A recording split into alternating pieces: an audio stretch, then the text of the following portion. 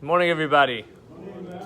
Today is Yud Gimel Tamuz, the 13th day of Tamuz. It is connected to the 12th day of Tamuz. 12 and 13 of Tamuz is a celebration of the previous Rebbe that he was released from prison in Russia in 1927.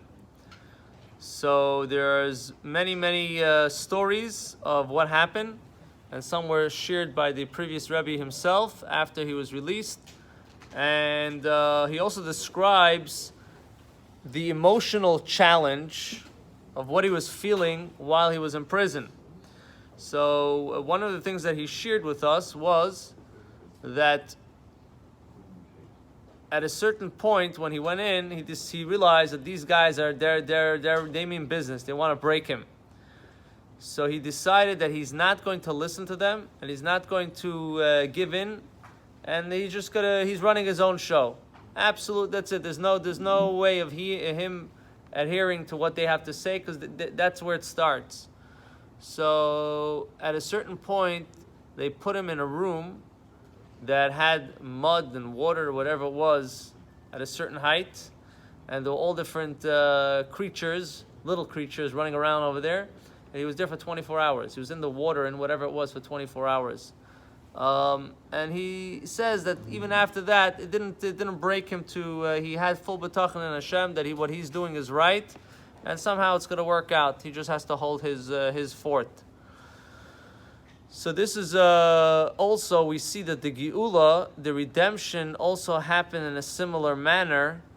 That even though Russia still remained Russia, and the communists still remained communists, and the negative still remained negative, nevertheless, they freed him with all the negative, with all their power, and everything that they didn't switch. No one threw over the government. There was no change in policy. Everything stayed the same. Nevertheless, the Frierdiker Rebbe was released.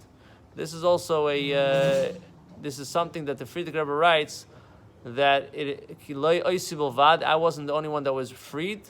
Anybody that carries the name of a Jew, this is his holiday. There's a certain accomplishment that happened, and this is really, it says that before Mashiach comes, when Mashiach comes, the negative forces will disappear. There won't be any more negative forces.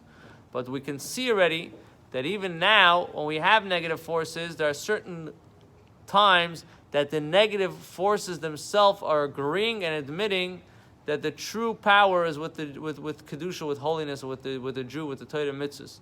So this is another example, as you could see it, and you could see how eventually, years later, today in Russia, there is Judaism is proudly presented in the streets. So you can see how it's a process, and eventually the kedusha, the side of holiness, wins. So we have this way of seeing it in a positive way, that everything we do is not for nothing. Nothing is for nothing. Everything has an accomplishment. That we should be zeichet to see it in its complete manner with Mashiach Tzidkeinu Meheru V'Meinu V'Nemer. Amen.